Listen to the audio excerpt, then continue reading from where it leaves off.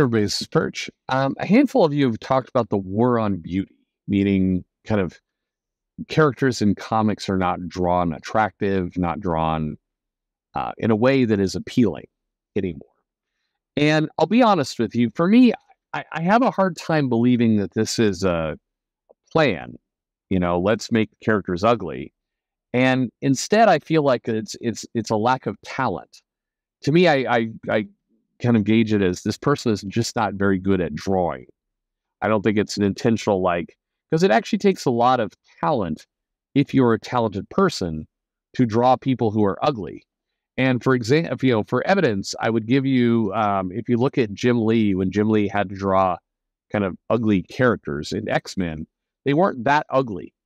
It just no matter how hard he did, if you look at George Perez, if you look at some of the legendary creators, when they had to draw intentionally ugly people, they didn't look that ugly. It's like I'm desperate. I'll put a couple extra lines here for wrinkles, but it always felt like I'm just trying too hard. So let me read this mail here. We'll talk about it. It says, "Hello, Perchunsky." That's a new one. "I've had this mail bumping around in my head for a bit, but I thought that, given the email you read today, it'd be good a time as any to send it. I've seen people like that viewer say things like, we shouldn't be making people feel bad about themselves. My retort to that would be, this wouldn't be a problem if people didn't think about themselves in the first place. Of course, that requires giving people something more important than the self to think about in the first place. But the fact that people offer that kind of argument says more about the people considering nothing more important than themselves. I've seen it put that there is no systemic war on white people or cis people or straight people or men. It's a war with beauty, with prettiness. It's a war to impose ugliness over us. I see no earthly reason to do such a thing. The obvious implication is that this is the fight against beauty is satanic. Is that the obvious implication? I mean, maybe. This is where my lack of religious background probably hurts me. It says, but I have my own mundane explanation. Beauty in art is no longer a status symbol, so to keep their social superiority, the upper classes have to convince the lower classes that the former sees something in the world or in entertainment that the latter doesn't. And whatever the upper classes are praising is outright ugly to the lower classes, especially if the upper classes praise it, because it's ugly, all the better to rub their superiority in their faces. Firstly, do you believe this explanation? Either way, what's your own explanation? Secondly, why do you think Eastern cultures are largely immune to this trend? Is it because of their strong traditions of noblesse? Thirdly, do you think this claim that beauty in art is evil makes us as a decaying civilization? That's some heavy shit in there. Cool. Okay. And then he says, P.S. I know you don't read these on air as a rule, but please read this one. I have acquaintances and relatives who use sarcasm all the time, and they're all cowards. You asshole. Come on. I use sarcasm because it's funny. I use sarcasm because it's a bland, kind of dry British humor. Look, when I was young, for what it's worth, if this helps explain anything about me, and hopefully none of you give enough of a shit about me to care, and that's not sarcasm, it's true. I grew up loving Douglas Adams, The Hitchhiker's Guide to the Galaxy, British humor like that. I watched the Monty Python show. I enjoyed that humor. And I enjoyed stand-up comedians that were more deep, kind of in what they do, in their style. And I found that stuff just truly amazing. And I love that approach. As I grew older, I learned that was a pretty good defense mechanism to get people to kind of reveal more about themselves, and if you're uncomfortable in a situation, sarcasm helps you kind of figure out your way to calibrate. I don't think it's cowardly. I think it's, I mean, look, nobody is going to wander into a situation and just immediately feel comfortable wherever they are. So sometimes dry humor or sarcasm helps you get there. But anyway, that's why I do it. That's a little bit about me. I love Norm Macdonald. Very sarcastic guy. I don't think he was a coward, but fair enough. Okay, so let's talk about this ugly thing. Ugliness in comics and in art. Well, look, this is going to wander down into the heavy conspiracy theory kind of area, but I believe this is largely true. And here's why. I do believe there's a heavy class war that's going on in the world, not just in comics, but entertainment and fashion and everything. And I think the class war is really designed to do one thing: keep the rich separated from the poor. Now, the internet has been a great unifier. Suddenly you have access to information and knowledge and all kinds of things at your fingertips. And this is really kind of rejiggered or reoriented the class war, because now, in order to appear intelligent and informed, in order to get information on things, in order to be aware of certain things. I mean, once upon a time, if you wanted to go to the coolest party, you had to kind of be in the know. Well, now the know can be communicated to you on Twitter in an instant. And so it's the idea of exclusivity, some of these other things, has gotten trickier because of this access to information.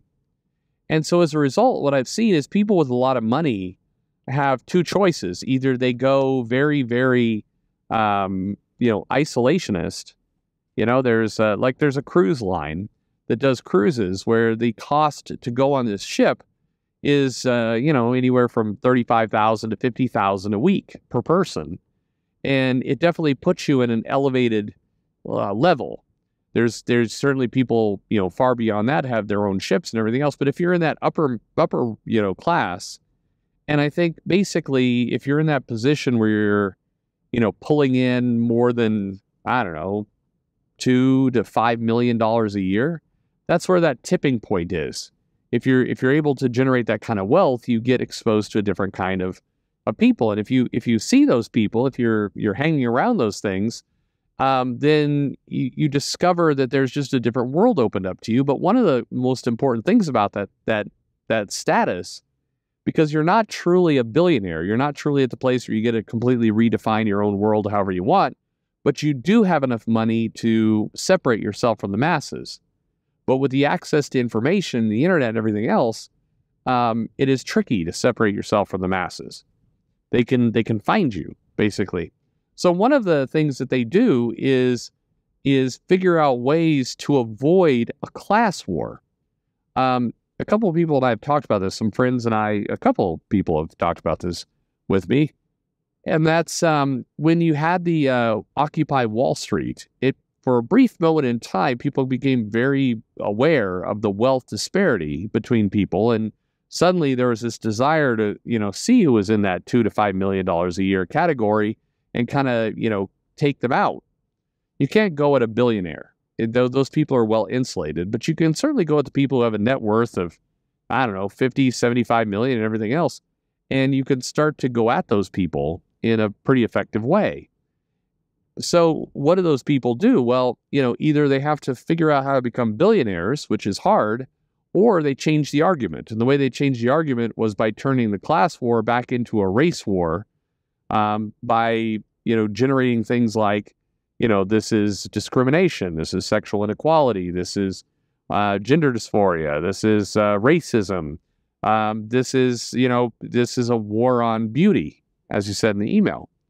And so what you've seen is that there's this narrative that comes out that says, you should be more open to people who are not as attractive. And so suddenly, like, you go to Target and you see, posters of people there who are, have disabilities and other things. And you mask that in this argument of everyone should feel included. Except if you think about that for all of 2 seconds, you realize that doesn't make a lot of sense, because everybody is included. The answer is, don't discriminate somebody from coming into Target. Allow somebody who wants to go play pickleball, at a local court, can go do it. And you shouldn't kick them out of the building because of their race or their sexuality or their disability or whatever else. Everybody should have an equal opportunity to have the same access to goods that all of us do.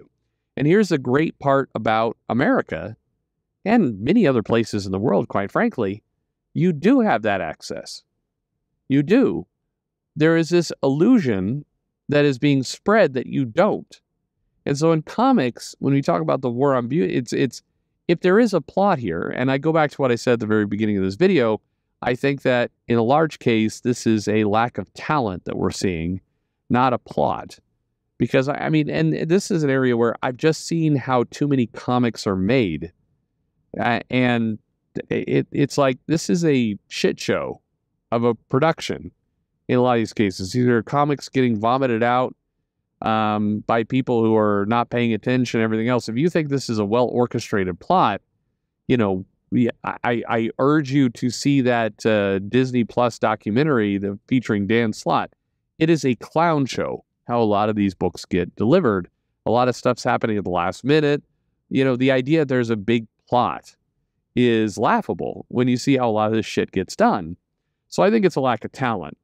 But I do think there is something to the argument of we want, you know, the people who are in that rich but not super rich mode have struggled to keep people out.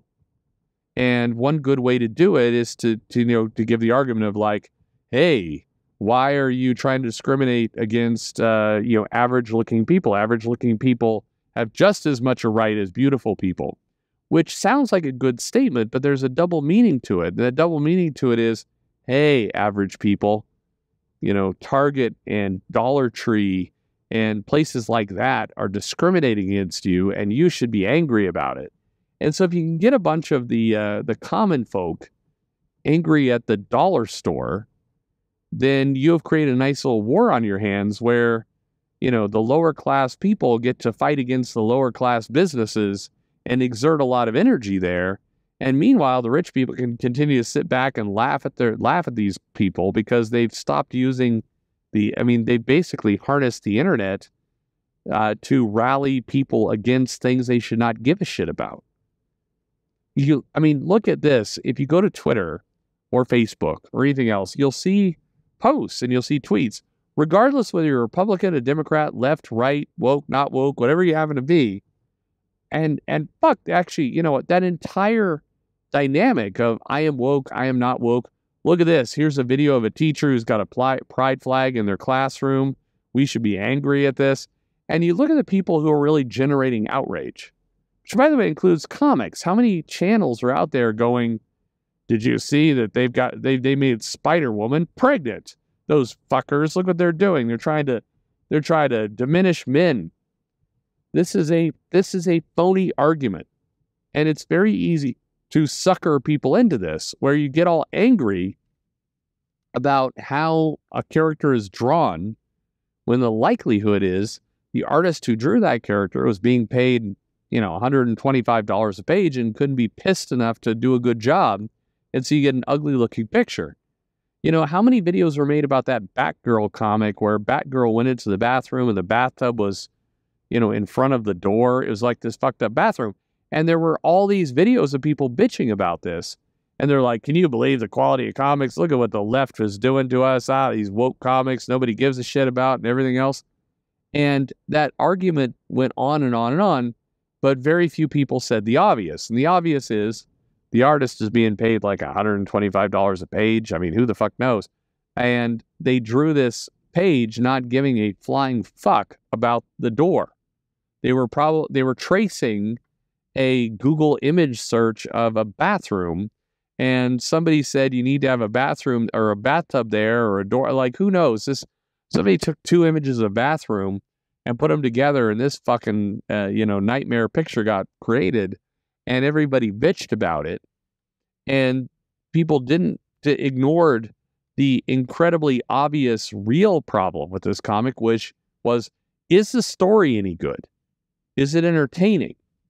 How about that picture? Fraser Irving did that one where Peter Parker looked all weird in Doctor Strange, like his mouth was going all weird. You know the one I mean. And he was like, I think he was in Doctor Strange's mansion, and Peter Parker looked all fucked up.